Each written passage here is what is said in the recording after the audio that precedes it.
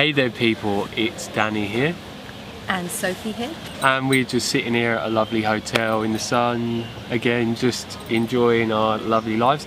And we thought we'd make a video on the pros and cons of living in Thailand. And some of these pros and cons may only be in relation to Chiang Mai, Thailand, specifically where we live. If you're living on the islands, there's going to be a lot more cons to pros, basically. Well, for some people. Well, for us at least, like living on the islands, you have a lot more limitations. There's not as much to do, there's not as much accessibility to things and other different variables and factors as well. So yeah, what I'd like to mention briefly is Chiang Mai, Thailand, out of anywhere else in Thailand, seems to have more pros to cons for us, at least as digital vegan nomads. So the first one, I'd like to get it out of the way first. The obvious one is the sunshine.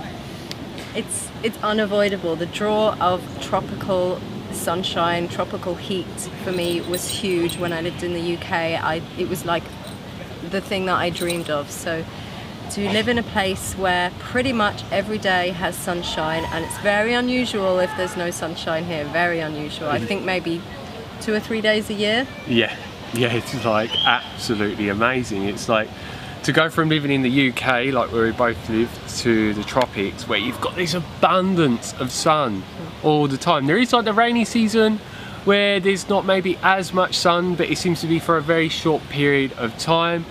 And yeah, some people may find it a bit much during the summer seasons, and that's like the low season really here.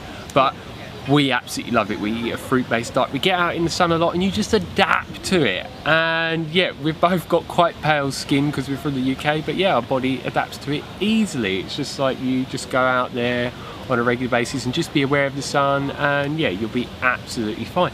And it just makes you feel so much more happier. If you look into countries that have less sunlight, the suicide rates are higher, like mental health issues as well. So as an individual and as a whole civilization here in Thailand, people are a lot more happier due to that reason. And obviously it's giving you loads of vitamin D as well, which is making you feel amazing mentally and physically as well. So yeah, we just absolutely love it, and it's just brilliant. Like you get to wear like shorts and t-shirt, for me at least, so I don't normally wear a t-shirt a lot of the time. So it's like you get to wear minimal clothing. It just feels more natural to me to be that way, rather than wrapping yourself in loads of like coats and central heating on and stuff like that. And it's just, yeah. So that is obviously one of the main top benefits of living here. And yeah, the next one is it's cheap to live here. Really cheap. You may find other places cheaper than here, but this is pretty cheap, especially compared to living in America, Canada, the UK and Europe. Yeah, the price for the standard of living, it's a really good ratio here. So it's a high standard of living, but it's a cheap price, and there aren't many other places that you can get that. No, not at all. The rental prices for apartments that I've paid for in the past, you can easily get studio apartments for around $100 with Wi-Fi basically, which is dirt cheap. And we literally, at the moment, we have a 2-bedroom house that is detached, and very nice garden, driveway. Large bedroom. Yeah, big front room as well, and it costs in all about £300, which is about $400, which is insane. That is so cheap. In Brighton, where Sophie lived, for a studio apartment you could easily spend £1,000 a month, which is about $1,300 around that. So yeah, it saves you a lot of money. Yeah, it's a way better standard of living for a way lower price. Yeah, which who doesn't want cheap rentals basically. Yeah, if you want to buy, you can buy condos here easily, but buying like houses and land is a bit harder. But we don't care about buying anything. We may do it in the future somewhere, but yeah, so not right now. Yeah, so we have more money for other things basically. And yeah, what is the next one? What else do we like? Well, we love the fruit here. The quality of fruit, because it's a tropical place, there's an abundance of fruit that's growing all year round. There's obviously seasons, so some things come and go, but generally the quality of fruit and availability of fruit is way higher than any of the colder places that I've lived. Yeah, and it's like Muang Mai Market here, specifically in Chiang Mai, Thailand. It's open 24 hours 7 days a week. It's one of the biggest fruit markets in the world. Also, if you want to get vegetables and stuff, they got that as well. And it literally, from what I'm aware of, it has literally some of the best, biggest varieties of anywhere in the world for fruit. So if you're in a fruit-based diet like us, you're gonna absolutely love it. And when things are in season, they are so cheap. And obviously here, there's an abundance of durian during the season as well, which you can't get that in a lot of countries in like Europe. You have to go normally to the tropics. And yeah, it's just absolutely amazing to get such a high quality, high quantity of variety of fruit, basically, for me and Sophie as well. And yeah, the next one is just about the culture and the people here. So it's like a Buddhist culture, so the people here are very calm and placid and just very peaceful, and they just have such a good temperament. I have almost never seen an angry Thai person, have you? No, I haven't actually, no. No, you just don't. And fighting, you don't see that at all. And the brilliant thing is, they're just such nice people. Like when you're on the roads, or we ride bicycles, you never see anyone get road rage or get angry. The only people you do is some phalangs, which is like foreigners, basically. That's the word in Thai. And yeah, which is just so nice. And the people, when you're riding your bikes, they're so cautious of you. I think that goes in every way. Like in the UK, if somebody's trying to pull out of a side road and nobody wants to let you go, then you just wait there. But here, if somebody wants to pull out, what they'll do is gently edge out, and then people will slow down and stop and let them. Yeah, and no one gets angry. Yeah, it's like this, everybody wants to just help everybody, and there isn't this, oh, well, that's my right of way, and that you're not supposed to do that. There's none of that egotistical stuff in the driving here. Yeah, and it's like if someone makes a mistake or they want to pull out like that, everyone's just like, okay. They just lay back, it's all right. We're not going to highlight it for you. And that begins to rub off on you as well. Yeah. Because you start to fall in sync with like the Thailand consciousness, basically. The sense of ease. Yeah, which is so nice. And they absolutely love kids like Shay. They all want to talk to Shay, like they want to offer him fruit at fruit markets. They ask where he is when he's not with us. Where's baby? Where's baby? and they just seem to like care a lot, and they want to do anything and everything for you as well. Like for example, at one point we had some issues with some sink issues, and our maid basically went and asked the next neighbour. They come in, they helped, they got their friend, they started helping, and they just like helped and like. And they charged us, but it was a minimal. Yeah, like a minimal thing, and it was more like a gesture, basically for them. And yeah, the next one is the community. It's very important here for us to be surrounded by the kind of people that we want to spend our time with. So being vegan, eating quite a healthy diet, we want to be around those people, and there's so many of those people here. Chiang Mai is also quite a fitness focused place, so there's a lot of cyclists here, there's a lot of runners here, and yeah, everybody that we know is either vegan or healthy, and most of them are both, and that is so wonderful to be around. Also entrepreneurs. Yeah, there is literally an abundance of vegan digital nomads here. There's so many that live here permanently or come here for short periods of time or long periods of time.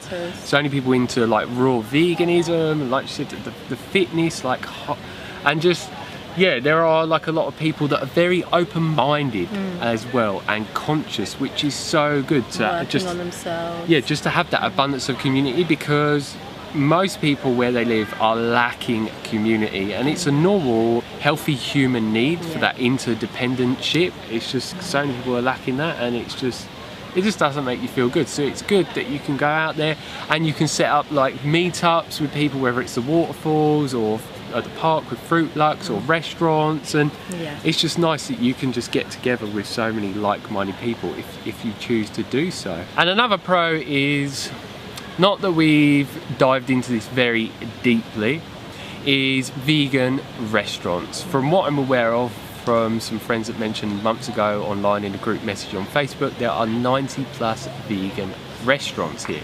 Wow, which that is just, it's just absolutely an abundance of them. So for vegans, it's like one of the vegan capitals of the world. And last but not least on the pros, it's really good here for fitness, like for cycling. If you cycle a little bit out of the town, there's loads of places where you can go with like nature and like cycling up mountains. Yeah.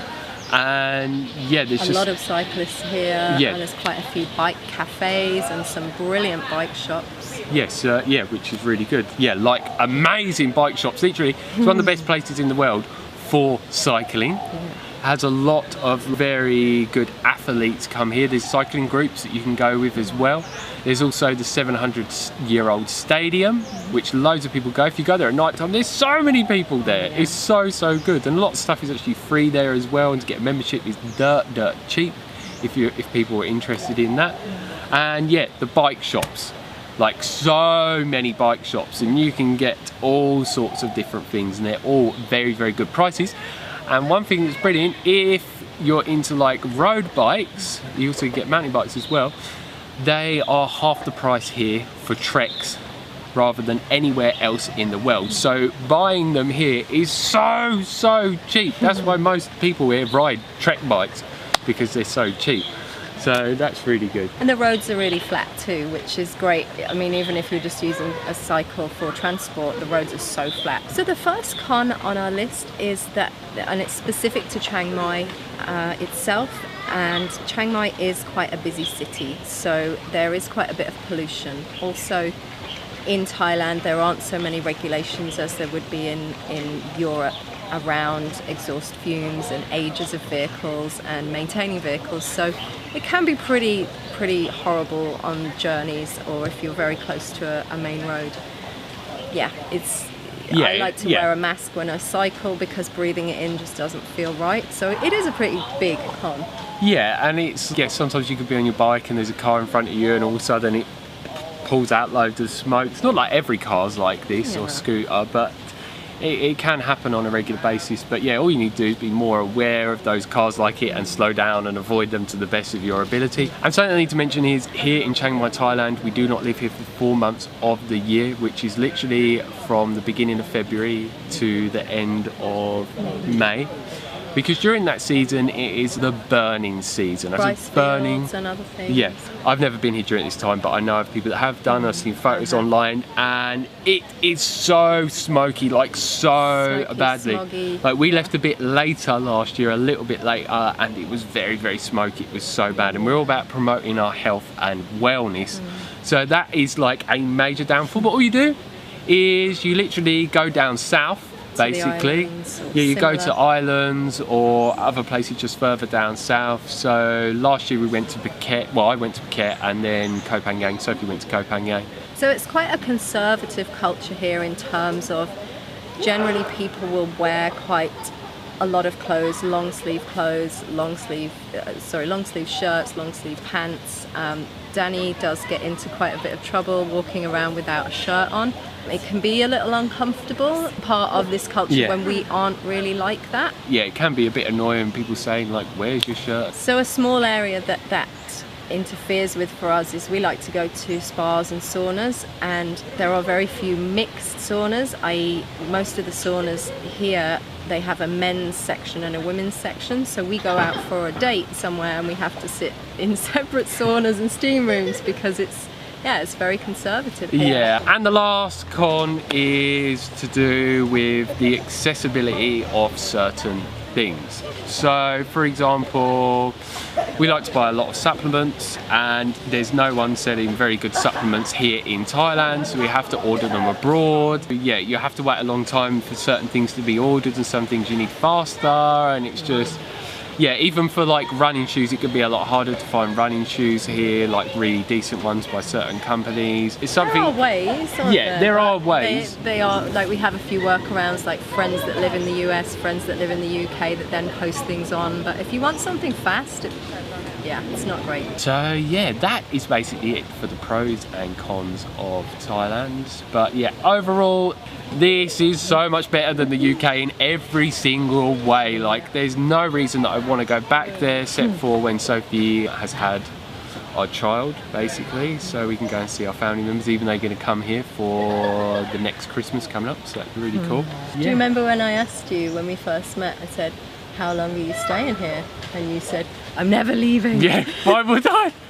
It's so amazing. Yeah, and I've just met so many amazing people here and had so many good connections and so many good experiences, and yeah, it just makes me feel so much more happier and fulfilled to live here. It just feels so right, because yeah, we are definitely all meant to be living in the tropics. There's so many things that show we should not be living in these cold climates, and that we definitely many years ago migrated from these tropic countries to the colder climates, and then for whatever reason. Yeah, for crazy reasons.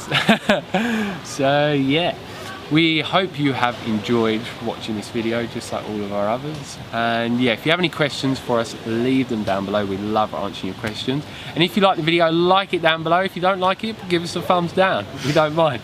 And yeah, please share this with anyone that you think might find this video helpful, and yeah, subscribe by hitting the subscribe button down below to receive so many more videos from us on a regular basis, talking about conscious relationships, our life here in Thailand, also the pregnancy that we have going on, and so many other different things that we have to talk and share with you lovely people that are watching our videos. So yeah, have a happy, beautiful day. Bye.